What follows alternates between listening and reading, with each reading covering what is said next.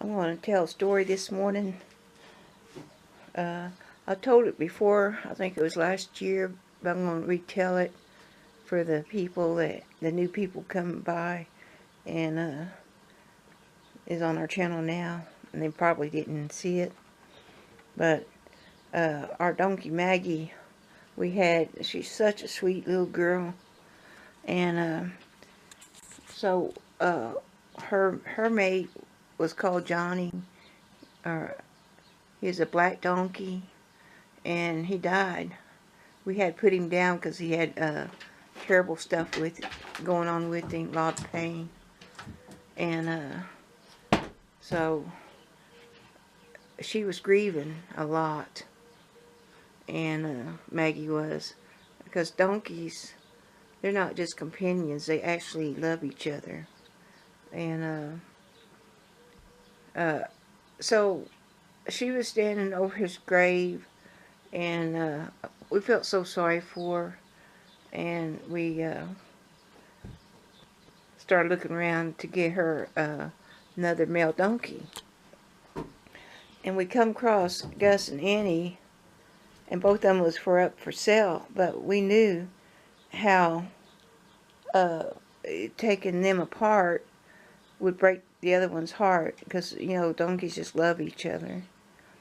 And you see horses, they're like a herd animal, and they care kind of for each other, but donkeys, they just absolutely love each other. They really love each other. So we thought, well, we hate to sell or buy that boy and leave her behind. So we thought, well, we get both of them. We paid $100 for Annie because, being a female, I guess they figure, you'd breed her and make money. But Gus, he was $50, so we thought, well, we can get that, for $150. But we didn't know how wild they were. They were roped to practice doing cattle. So a lot of people get donkeys, or they get goats and rope them, chase them on horse, tie them up, do things. Well, that's another story about Annie and Gus. They were really spooked, and I got a video where Bill was trying to calm them down and tame them. We finally got to that point where they like us now, but that's why we got them too. It was for Maggie. And it did work. She started wanting to hang out with them. She left, and she started going with the donkeys. And having a girl donkey, she liked that too. But she was a lot older, and they were. So in our process of training, we'd use Maggie to pull behind Annie, because Annie was a runner.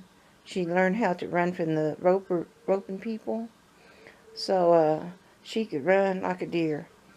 But with Maggie behind her, Maggie didn't want to run, and Maggie was like an anchor, and that really helped.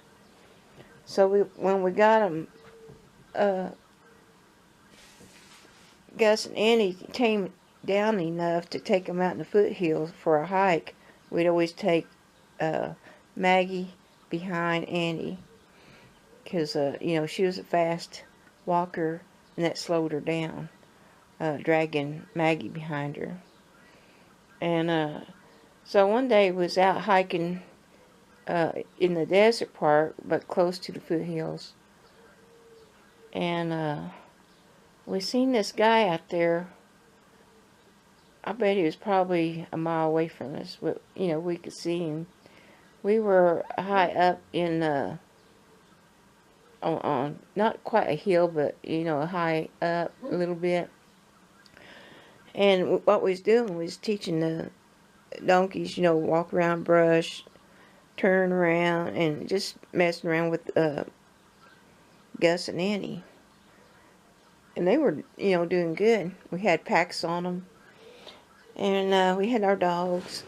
So we seen this guy. We didn't see no car or no truck or nothing. Well, you couldn't get a car out there anyway. But anyway, so We was watching him, and he was zigzagging. He'd go up this way and then turn and go another way. We thought, boy, he sure is acting funny. So we were, ready for him. Um, you know, the brush was only up to probably our chest, mostly, some lower. So, he could see us, and he was staring at us. He could see us too. He could see the donkeys, but he couldn't see the dogs. And I probably had about 7 dogs with us. And we had Tiger then. So he kept getting closer, and he'd just stop and look around and walk a ways and look. And I thought, oh, what's the matter with this person? So finally he decided to come toward us. And I got behind Annie. No, I got behind Maggie. And I got my pistol ready. I thought, I could shoot over Maggie if I had to. But anyway, he didn't get very far before the pack found him.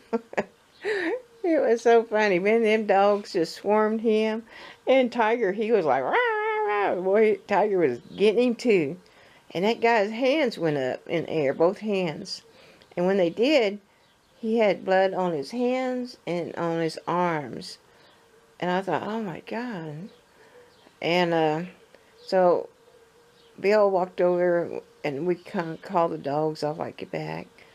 And so he walks over there like, oh, what do you need? And what it was, and it was quite scary for a bit, especially seeing blood on his hands. Him and his friends, they were up in the foothills. They took their truck behind the foothills and drove up the foothills on the back side. And he got down in the flat areas where we were. And what they did, he was walking, trying to drive a deer up toward him. Because when deer get scared, they like to go uphill.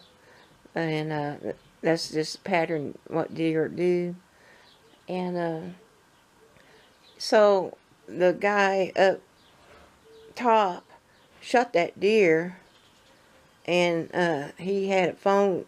The guy at the bottom had a phone with the guy at the top. So the guy said, well, I'll come around, try and make my way to you in his truck. And so the guy on the desert side, he was, while he was zigzagging, he was looking for a way up, a road or something, for that truck to get in there. Because it's going to take that truck a ways to get around the foothills and back to where he was. Well, that was quite a relief. What he done, he gutted that deer down there, because you always want to gut a deer pretty soon. You don't want, let him lay. So he didn't have water to wash up. And I don't know why he didn't. He could have carried a canteen. But anyway, so he gutted that deer and had that blood on his arms and his hands. And so we told him of a dry creek bed that the guy in the truck could just drive up. It's pretty good. You have to be careful on some rocks, but it's mostly good to go up that creek. And it was about 20 foot wide. So, he could drive up that. So the man thanked us, for telling him that. And I said, yeah, it'll just take you right up there about where your deer is. And so he called his buddy to tell him how to get on that creek bed. And so he started walking back to the deer. But I thought, whew, man, I'm glad of that. I thought he was some crazy killer, especially when he raised his hands like, oh my gosh, blood up to his elbows. But you never know, But having the pack, it stopped him right in his tracks. So That's what I do like about pack. In fact, I love having a pack. But I just want to tell you that story. Everything, it was good to go. But anyway, I appreciate y'all listening to me ramble. Bye for now. From Out West Homestead. Bye. And I do have some pictures of that area that we were in. I didn't get no pictures of that man because at that time we was, worried about it.